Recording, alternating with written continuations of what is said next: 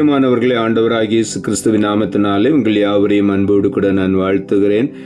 ஆண்டவர் கிருபையாய் நமக்கு கொடுத்த இந்த புதிய நாளுக்காக முதலாவது நாம் ஆண்டவருக்கு நன்றி சொல்லுவோம்.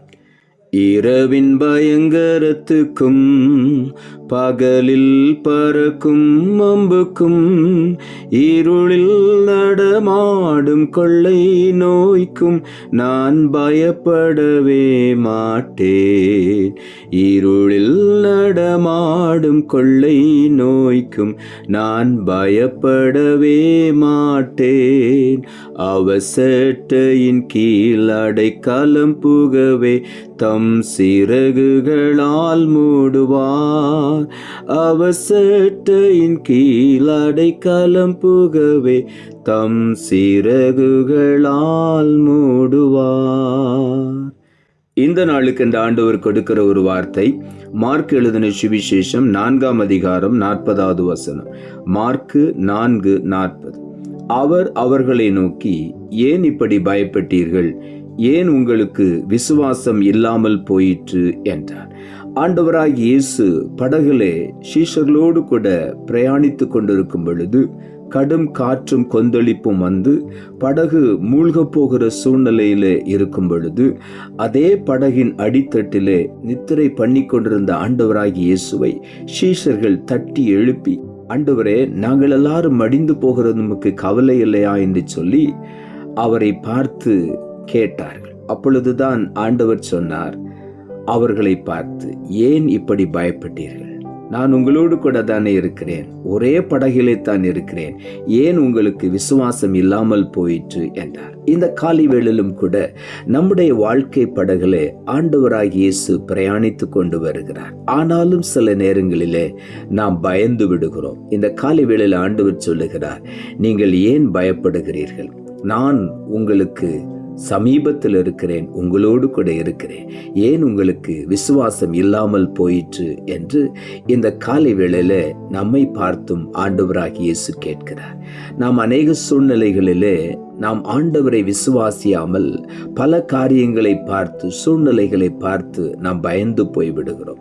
நம்மோடு கூட கர்த்தர் இருக்கிறார் என்ற விசுவாசம் நமக்கு இல்லாமல் போய்விடுகிறது.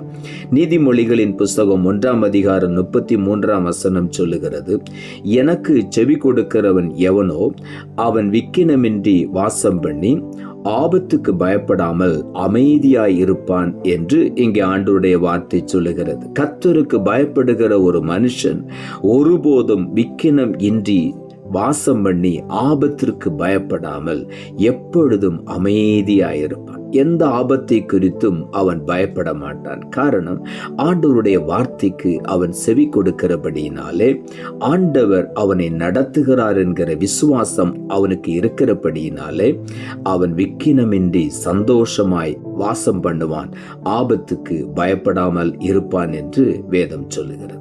சங்கீதங்களின் புஸ்தகம் 112ஆம் அதிகாரம் 7ஆம் வசனம் சொல்லுகிறது, துர்ச்செய்தியை கேட்கிறதுனால் பயப்படான், அவன் இருதயம் கர்த்தரை நம்பி திடனாயிருக்கும்.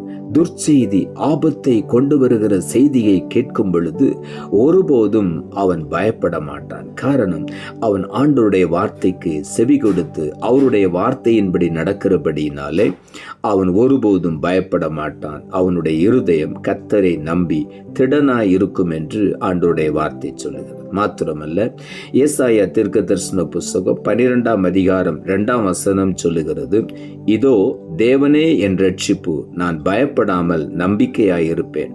கர்த்தராகிய யெகோவா என் பலனும் கீதமுமானவர், அவரே எனக்கு ரட்சிப்புமானவர் என்று இங்கே ஆண்டவருடைய வார்த்தை சொல்லுகிறது. தேவனே என்னுடைய ரட்சிப்பு, அவர்தான் என்னை பாதுகாக்கிறவர், அவர்தான் என்னை ரட்சிக்கிறவர். நான் ஒருபோதும் பயப்படாமல் அவர் மேல் நம்பிக்கையாயிருப்பேன். கர்த்தராகிய யெகோவா என் பலனாயிருக்கிறார், அவர் என் கீதமாயிருக்கிறார், அவரே எனக்கு ரட்சிப்புமாயிருக்கிறபடியினால் நான் ஒருபோதும் பயப்படாமல் அவர் மேல் நம்பிக்கையாய் இருப்பேன் என்று இங்கே எழுதப்பட்டிருக்கிறது. நாமும் இந்த காலை வேளையில கர்த்தரை முழுமையாய் நம்பும் பொழுது நாம் ஒருபோதும் பயப்பட மாட்டோம்.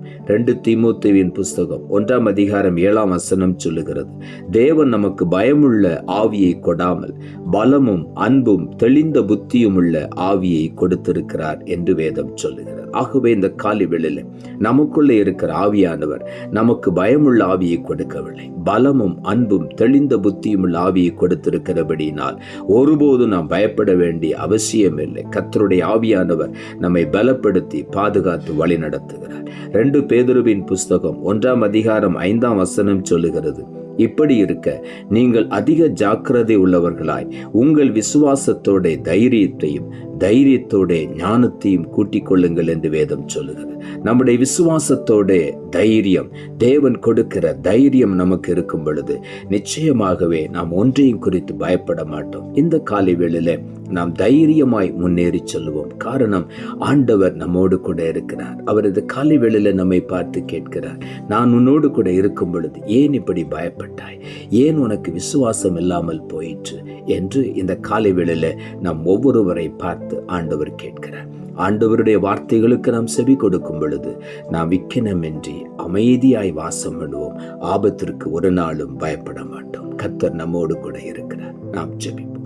அன்புள்ள ஆண்டவரை, கிருபையா நீர் கொடுத்த இந்த புதிய நாளுக்காய் மறுபடியும் எமக்கு நன்றி செலுத்துகிறோம். ஆண்டவர் கொடுத்த ஜீவனுள்ள வார்த்தைக்காக நன்றி. அவர்களை நோக்கி, ஏன் இப்படி பயப்பட்டீர்கள், ஏன் உங்களுக்கு விசுவாசம் இல்லாமல் போயிற்று என்றார் என்ற வார்த்தையை கொடுத்தேன். வசனத்தை கேட்டுக்கொண்டிருக்கிற ஒவ்வொருடைய வாழ்க்கையிலும் இருக்கிற பயத்தை எடுத்து போடும்.